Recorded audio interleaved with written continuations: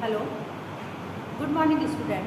आज आप BSc second year subject है सामाजिक विज्ञान।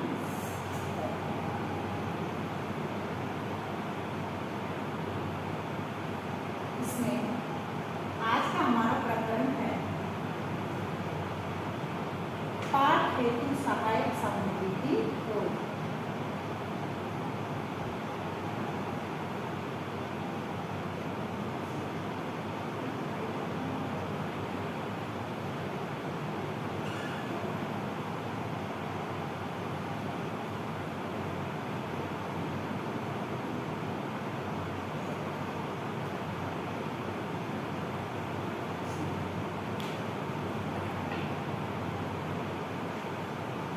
वर्तमान समय में स्थायी स्मृति के लिए शिक्षा का सीधा संबंध हृदय व मस्तिष्क से होना चाहिए। उसके लिए कुछ ऐसी सामग्री का प्रयोग किया जाए जिसका संबंध देखने और सुनने से होता है।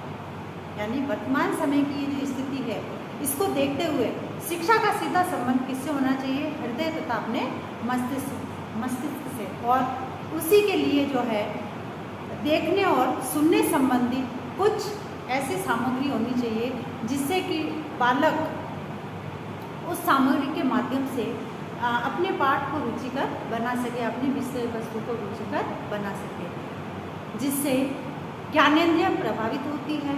और ये साधन दृश्य श्रव्य साधन या शिक्षण सहायक सामग्री कहलाती है। यानी ये जो साधन होते हैं, जो शिक्षण में काम में लेते हैं, जो देखने में और सुनने में आते हैं, इनको क्या कहते हैं? दृश्य श्रव्य सामग्री या शिक्षण के सहायक साधन कहा जाता है या सामग्री कहा जाता है।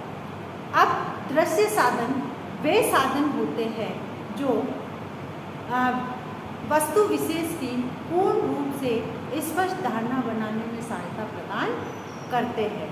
किसी भी वस्तु की वास्तविक अनुभूति प्रदान करना, जैसे संतरे या सेब को देखकर, छूकर, सूंघकर, प्रत्यक्ष रूप से चखकर विद्यार्थी उसके संबंध में अच्छी तरह से समझ सकते हैं कि यह क्या सामग्री है। बालकों को सीखने और समझाने में सहायता प्रदान करने वाली ये जो वस्तुएं हैं, अध्यापक द्वारा कक्षा में इसी उद्देश्य से प्रयुक्त की जाती हैं कि वे दृश्य श्रव्य सामग्री का रूप है। यानी हम कक्षा में शिक्षण से संबंधित जो सहायक सामग्री काम में लेते हैं, अब वह किसी भी प्रकार की सामग्री ले लो, चाहे चित्र ले लो, चार्ट ले लो, मॉडल ले लो, प्रत्यक्ष वस्तुएं ले लो, ये सब क्या है? यह सब शिक्षण की सहायक सामग्री है। और यह ठोस वस्तुओं का समूह है जिसे देखकर, उसकी ध्वनि सुनकर, उसे चखकर, उसे टटोलकर छात्र जो है नया अनुभव प्रस्तुत करता है, नया अनुभव या ज्ञान प्राप्त करता है। उसके लिए मस्तिष्क में सीखने की प्रक्रिया स्वरूप अंकित कर लेते हैं। एक प्राचीन कहावत के अनुसार एक बार देखना 100 बार सुनने या बताने से अच्छा है। क्योंकि बालक को जब हम किसी चीज को प्रत्यक्ष रूप में दिखाते हैं, तब बालक उस चीज का जो ज्ञान ग्रहण करता है वह उसमें स्थायी रूप में होता है। इसीलिए कहा है कि एक बार देखना 100 बार सुनने और बताने से अच्छा है। क्योंकि बालक ने सेब देखा है या अनार देखा है, एप्पल देखा है, संतरा देखा है, तो उसको देखने से पता चलता है। उसके बाद जिंदगी में वह कभी उस प्रत्यक्ष ज्ञान या प्रत्यक्ष अनुभव द्वारा जो ज्ञान प्राप्त किया है, उसे वह कभी नहीं भूलता है। इसमें कुछ सत्य का अंश पाया जाता है। जोसेफ वेबर के अनुसार उन्होंने ये कहा है कि विभिन्न वस्तुओं के बारे में हमारी 40%, जोसेफ वेबर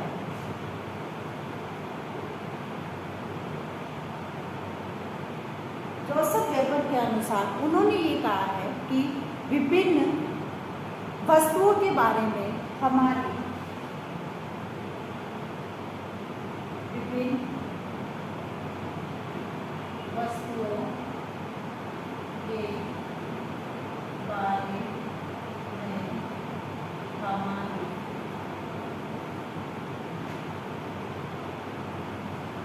40% अवधारणाएं 40% अवधारणाएं 40% अवधारणाएं दृश्यों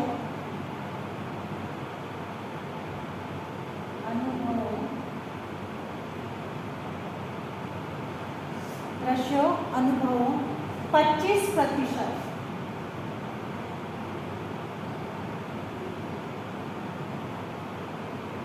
श्रव्य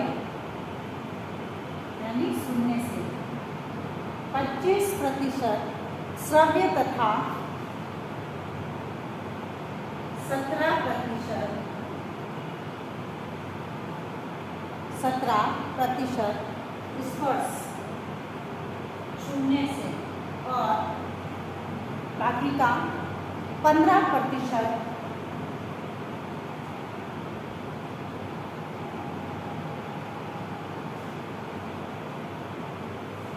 अन्य 15% अन्य अनुभवों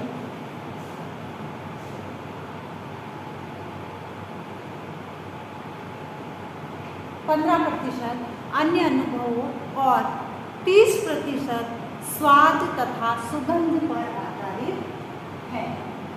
30% स्वाद तथा सुगंध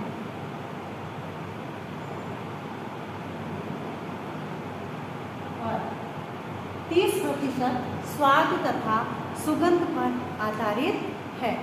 छात्रों को स्पष्ट ज्ञान देने के लिए ऐसी सामग्री का प्रयोग करना चाहिए जिससे विद्यार्थी देखकर, सुनकर, छूकर और सूंघकर अपनी इंद्रियों का प्रयोग कर सके और इंद्रियां ज्ञान प्राप्ति का प्रवेश द्वार मानी जाती है। जैसे आंखों द्वारा देखना, कानों द्वारा सुनना, जीभ द्वारा चखना, नाक द्वारा सूंघना, ये जो हमारी इंद्रियां है यह ज्ञान का द्वार होती है। इन्हीं के माध्यम से पता चलता है। अर्थात जहाँ दृष्टि नहीं होती मनुष्य अंधकार में भटक कर नष्ट हो जाता है।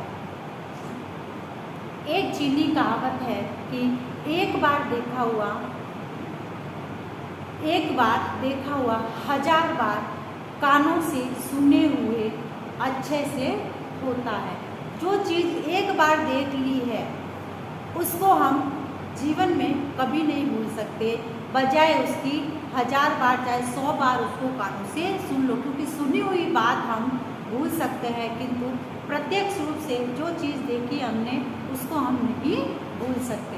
इसी प्रकार अरस्तु महोदय है, उन्होंने ये कहा है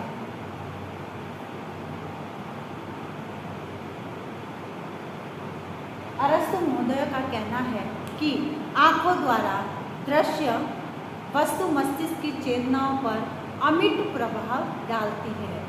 आंखों द्वारा देखे गए जो दृश्य है वह हमारी जो चेतनाएं हैं मस्तिष्क की चेतनाओं पर अमिट प्रभाव डालती है जो कभी नहीं मिटता है।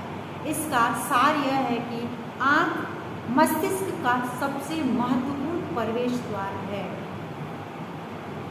अधिकतर लोगों के लिए दृश्य प्रभाव दीर्घ तथा स्थायी होता है और आसानी से समझ को चेतना प्रदान करता है। दृश्य श्रव्य साधन अनुभव प्रदान करते हैं। इनके प्रयोग से वस्तुओं व शब्दों का संबंध सरलतापूर्वक जोड़ा जा सकता है। बालकों को समय की बचत हो सकती है।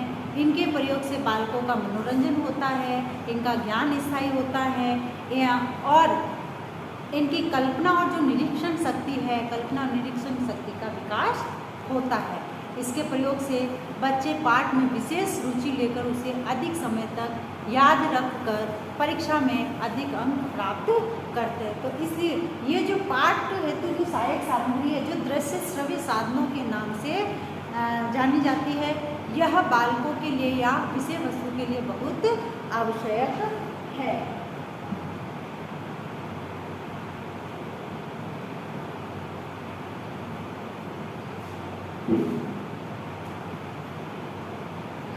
अब आज का आपका लेक्चर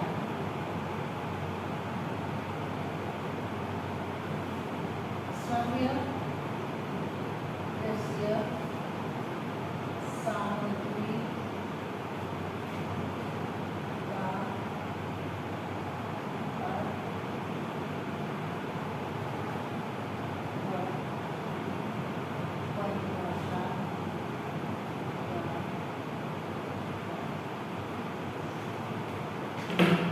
अब एक विशेष बात, जैसे कि हम सभी जानते हैं कि कोरोना जैसी महामारी भयंकर रूप से फैल रही है, अतः सरकार द्वारा लगाए गए लॉकडाउन के नियमों का पालन करना है। बी स्टैंड बी स्ट्रॉन्ग, स्वस्थ रहे, सुरक्षित रहे। धन्यवाद।